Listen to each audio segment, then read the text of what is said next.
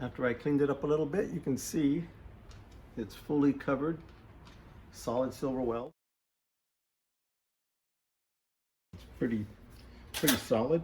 Got it all cleaned up. And we'll just go ahead and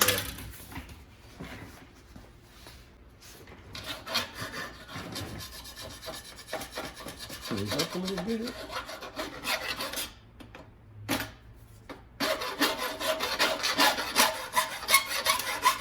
I know I should have used maybe an arc welder, but I don't feel like popping it out, breaking it out. So I'm a refrigeration technician. This is what I always welded steel up with.